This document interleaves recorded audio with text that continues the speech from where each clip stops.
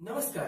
लोकसभा निवडणुकीत सांगलीत भाजपचा पराभव करायचा असेल तर उमेदवार बदला असा सूर काँग्रेसच्या पार्लमेंटरी बोर्डाच्या सदस्यांनी निरीक्षक व जिल्हाध्यक्षांसमोर व्यक्त केलाय।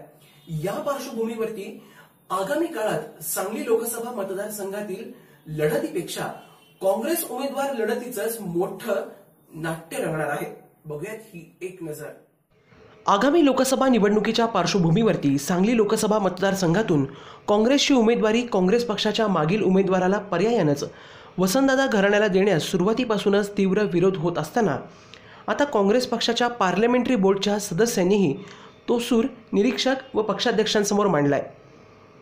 यात लोकसभा निवडणुकीत सांगलीत मतदारसंघातून काँग्रेस पक्षाचा ऐतिहासिक पराभव झाला। शेजारच्या कोल्हापूर, सातारा, माढा लोकसभा मतदारसंघात मोदी लाट असतानाही काँग्रेस पक्षाचा मित्रपक्ष असलेल्या राष्ट्रवादीचे उमेदवार विजयी झाले आणि इकडे काँग्रेस देईल तो उमेदवार विजयी होण्याचा इतिहास असताना सांगली मतदारसंघातून काँग्रेस पक्षाचे उमेदवार प्रतीक पाटील यांचा ऐतिहासिक पराभव झाला। या पराभवाला मोदी लाट काही प्रमाणात कारणीभूत होती, मात्र त्यापेक्षा काँग्रेसचे उमेदवार प्रतीक पाटील यांच्याविषयी असणारी नाराजीही तितकीच कारणीभूत होती।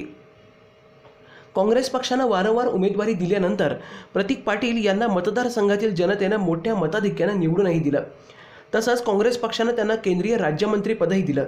मात्र घराणेशाहीच्या पलीकडे प्रतीक पाटील यांना खासदार किंवा केंद्रीय मंत्री म्हणून स्वतःची छाप पाडता आली नाही।